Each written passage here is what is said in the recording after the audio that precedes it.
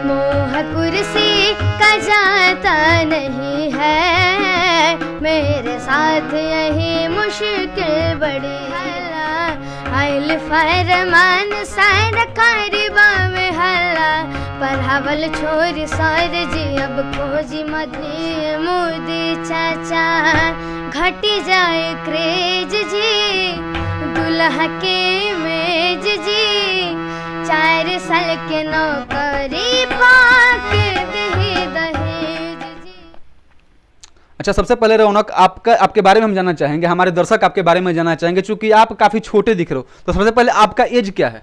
जी मेरा 10 ईयर्स है। अच्छा, आप 10 साल के हो, पढ़ाई करते हो? जी। अच्छा, पढ़ाई के साथ साथ संगीत यह कैसे मैनेज कर लेते हो? जी मैं तो पहली बात कि दोनों को साथ लेके चलता हूँ, किसी को ज़्यादा नहीं किसी को कम नहीं, दोनों साथ रहता है। अच्छा, संगीत में आपका सब देखिए, हर किसी का जो भी कला होता है, जो भी ट्रेड होता है, सेंटर होता है, उसमें उसका कोई प्रेरणा स्रोत होता है।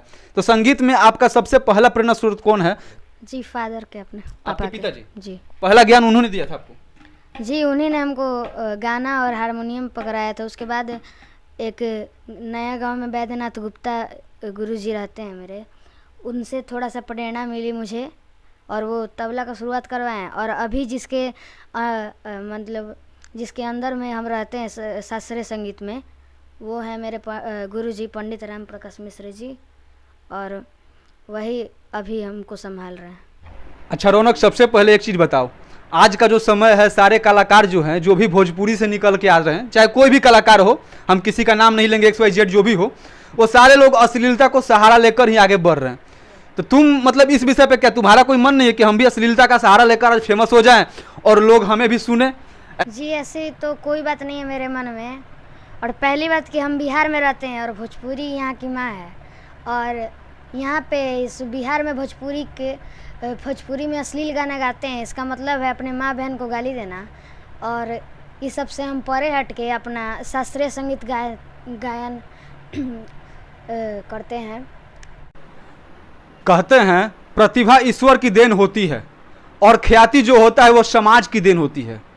अभी हम सारण जिले के ताजपुर में हैं और हाल के दिनों में जो राजनीतिक घटनाक्रम हुई है उस पे ताजपुर के एक बच्चा हम इसलिए कह रहे हैं कि यह अभी मात्र 9 साल का है, जो कि राजनीतिक घटनाक्रम पर व्यंग के माध्यम से बिहार के मुख्यमंत्री पर एक गाना गाया था, जो कि बिहार के जो लोग हैं, बिहार के जो श्रोता है, उन्होंने खूब प्यार और स्नेह दिया था, जिसके कारण हमारी यह कर्तव्य बनती है कि हम उस बच्चे से आपको मिलवाएं। तो अभी हम ताजपुर में हैं। ताजपुर का जो वायरल बॉय है, सोशल मीडिया का सनसनी है, उसका नाम है रौनक रत्न। अभी हम रौनक रत्न के आवास पे हैं ताजपुर में, और सबसे पहले इनका परिचय करवाते हैं। सबसे पहले आपका स्वागत है हमारे चैनल पे। जी, और आपसे भी जुड़े हुए सभी दर्शकों को मैं प्रणाम करता हूँ। अच्छा रौनक जी, हाल के दिनों में जो बिहार के मुख्यमंत्री के ऊपर आपका एक कटाक्ष के माध्यम से एक गाना गाया था, जो कि समाज ने ही उसको काफी वायरल किया था, तो हम चाहेंगे कि हमारे दर्शकों का आप स्वागत उस गाना को गाकर करें। जी बिल्कुल। कुर्सी का जाता नहीं है, मोह कुर्सी का जाता नहीं है, मेरे साथ यही मुश्किल बड़ी है। मोह कुर्सी का जाता नहीं है, मेरे साथ यही मुश्किल बड़ी है। मोह कुर्सी का जाता नहीं है, मेरे साथ यही मुश्किल बड़ी है। बेवफा मुझको कहना न लोगों,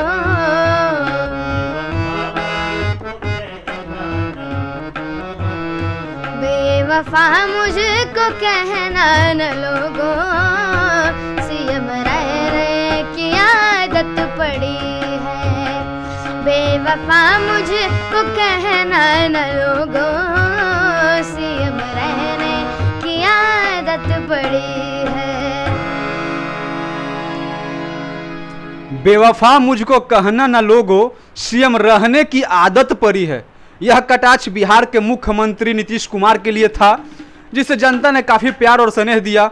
हालांकि कलाकार के लिए कोई भी पार्टी अपना नहीं होता है, कलाकार के लिए कला ही उसका अपना होता है। और आज जब मैंने रौनक जी से बात किया कि आपने बिहार के मुख्यमंत्री पे ही यह कटाक्ष क्यों किया, तो उनका साफ तौर पे कहना था कि हम तो कलाकार ठहरे सर, और जो भी घटनाएं घटित होगी हम उस पर अपने कला के माध्यम से ही प्रहार करेंगे। तो साफ तौर पे इनका जो कहना था वो वाकई काबिले तारीफ थी। अब हम इनसे, चूंकि हाल के दिनों में केंद्र सरकार के द्वारा भी एक नीति लाई गई थी युवाओं के लिए, अग्निवीर योजना, जिसका काफ़ी हो हल्ला हुआ भारत में अनेकों जगह ट्रेनें फूंक दी गई, प्रदर्शन किया गया। और उस अग्निवीर योजना पर भी इन्होंने एक गाना गाया था जो कि वाकई काफ़ी काबिले तारीफ गाना था और काफ़ी वायरल हुआ था। लोगों ने उस पर काफ़ी स्नेह और प्यार लुटाया था। अब हम इनसे जानना चाहेंगे कि आखिर वो गाना इन्होंने कब और कैसे गाया था। आपको कैसे प्रेरणा मिली थी अग्निवीर के बाद गाना गाने का? जी, ये सब मेरे पापा लिखते हैं ये सब गाना, और वो लिखने से पहले एक बार ज़रूर हमसे इस टॉपिक के बारे में बात करते हैं कि वो किसके बारे में लिखे हैं। जैसे अभी अग्निवीर के योजना पे हम गाना गाए थे, उस पे पापा ने ये बताया था कि मोदी जी ने मतलब बोला है कि सबको अब 4 साल का नौकरी मिलेगा, तो उस पे हमको पापा बताएं और उस पे एक गाना लिखे। तो हम एक बार गा के सुना दीजिए हमारे दर्शकों को।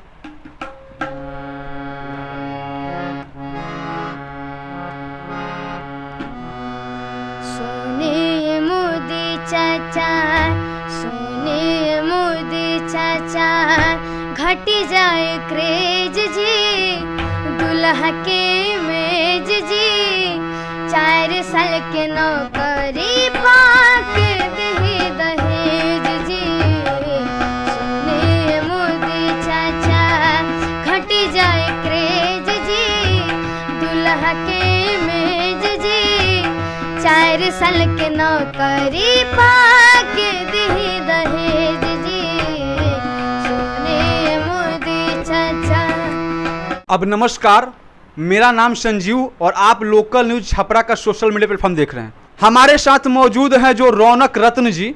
इन्होंने कुछ दिन पहले जो बिहार सरकार का एक फरमान आया था कि नीतीश सरकार शिक्षकों को यह आदेश दी थी कि आप शिक्षा छोड़कर बिहार में शराबियों को पकड़ें। अगर किसी गांव में शराब पीते हुए पकड़े जाते हैं तो प्रथम दृष्टिया वहां के शिक्षक ही दोषी पाए जाएंगे। तो शिक्षकों को यह फरमान दिया गया था कि आप अपने क्षेत्र में शराब बेचने वालों को पकड़ाएं। हालांकि उसका काफ़ी हो हल्ला हुआ, विवाद हुआ। उसी दरमियान रौनक रत्न ने एक गाना गाया था कि पढ़ावल छोड़ी सर जी अब खोजी मधुशाला। आइए इनसे जानते हैं कि यह गाना इनको कैसे प्रेरणा मिली और इन्होंने कैसा गाया था। सबसे पहले आपको प्रेरणा कैसे मिली कि हम इस गाना को गाएं? जी, एक तो पहली बात है कि उस वक्त जब ये फरमान आया था नीतीश कुमार जी से, तो फरमान के बाद शिक्षक पढ़ाई को कम, जनगणना ज़्यादा कराते थे और शराब ज़्यादा देखते थे कि कौन पी रहा है कि नहीं। उसमें ज़्यादा शिक्षा का भी बहुत मतलब नुकसान हुआ था। इसी पे मैंने एक गाना गाया था, वो 2-4 लाइन में गुनगुना। एक बार सुना दो।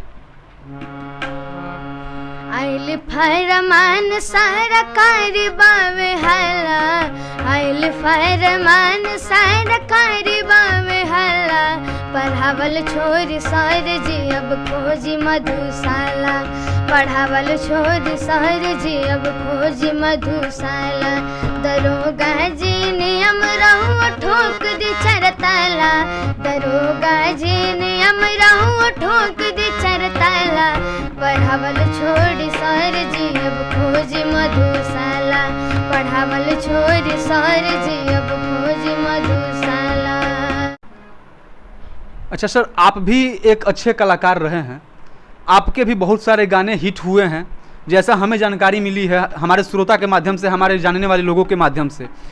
आज तक आप पर्दे के पीछे रहकर अपने बच्चे को ये गाना लिख कर दे रहे थे, किसी ने आपको नहीं जाना था कि ये सारा कुछ आप कर रहे हैं। आज हमारे दर्शक पहली बार यह जानना चाहेंगे कि आप भी काफ़ी पुराने कलाकार रहे हैं, तो 1-2 अपने हिट सॉन्ग हमारे दर्शकों के लिए गुनगुना देते तो ज़्यादा बेहतर होता। अभी तक अपने लिए भी हम लिखा करते थे, अब अपने बच्चे के लिए लिखा करते हैं, और काफ़ी हिट्स हमने भी दिया था, लेकिन मेरा अचानक एक्सीडेंटल ब्रेक हो गया एक दवा रिएक्ट किया और हम पैरालाइज हो गए। 3-4-5 साल तक हम बहुत डिस्टर्ब रहे, गायकी के लायक नहीं थे। और ईश्वर की कृपा हुई, रिटर्न अपने बच्चे के लिए ही शायद हम हुए हैं। और तब तक ये 4-5 सालों में ये भोजपुरी जो था पूरा विलीन हो चुका था अश्लीलता के अंदर। फिर हम लोगों ने कोशिश भी नहीं किया। 1-2 लोग जैसे लोटस वीनस से आए तो हमने गाना गाया। एक लोटस का मेरा हिट सॉन्ग है, जान तू जान के तरसावेला,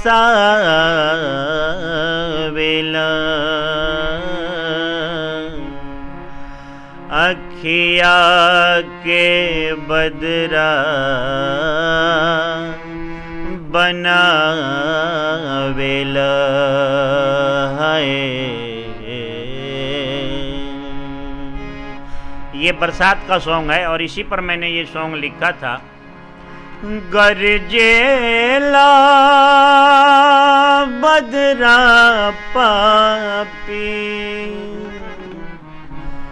गरजेला ए बदरा पापी के छतिया फाटेला, पिया नहीं खनता बरसे लकाहे से जरिया काटेला, पिया नहीं खनता बरसे लकाहे से जरिया काटेला, गरजेला बदरा पापी, गरजेला ए बदरा पापी के छतिया फाटेला, पिया नहीं खनता बरसे लकाहे से जरिया काटेला, पिया नहीं खनता बरसे लकाहे से जरिया काटेला। आपके उस दौर के भी जो गाने हैं ये वाकई काफ़ी बेहतरीन थे और हम यह मान सकते हैं कि आपके जो गाने थे वाकई सुपरहिट रहे होंगे। परिस्थितियाँ चाहे जो भी हो इंसान को कमज़ोर नहीं कर सकती। अगर हम किसी कारणवश परिस्थिति में फंस जाएं और यह सोचने लगे कि हम तो अब मजबूर हो गए, हम तो अब ख़त्म हो गए, हमारा करियर ख़त्म हो गया, हमारी करियर वहीं से ख़त्म होती है जब से यह सोच हमारे अंदर आता है। कहते हैं जब जागे तभी से सवेरा। जब आत्मबल अपना कॉन्फिडेंट लेवल हाई कर लें तब से हम सब कुछ कर सकते हैं। यह आज सब कुछ इन्होंने साबित करके दिखाया। सर सबसे पहले आपका शुभ नाम क्या हुआ? मेरा नाम रत्नेश रतन हुआ। सर आप किस साल में कितने दिन पहले आप ये जो गंभीर बीमारी से परेशान हुआ करते थे, वो कब की बात है?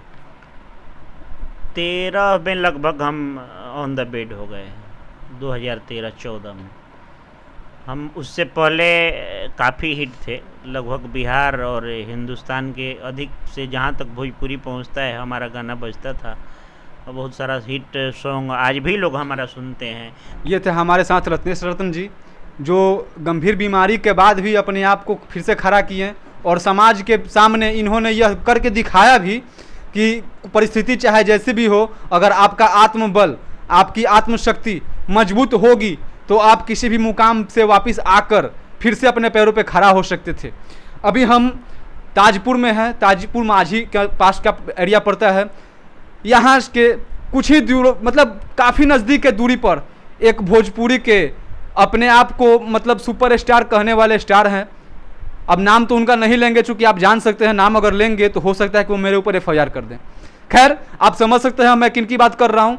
और वो जो है अश्लीलता को सहारा लेकर यहाँ तक पहुँच रहे हैं और उनके घर से कुछ दूरी पर ही एक छोटा सा बच्चा है रौनक रत्न, जो कि अश्लीलता से दूर हट के और बिल्कुल सभ्य समाज में अपने गाने को रखकर आज इस मुकाम तक पहुंचा है कि पूरे बिहार से इसको शुभकामनाएं, संदेश एवं प्यार मिल रहा है। तो अभी मैं संजीव ताजपुर से लोकल न्यूज छपरा के लिए, जय हिंद।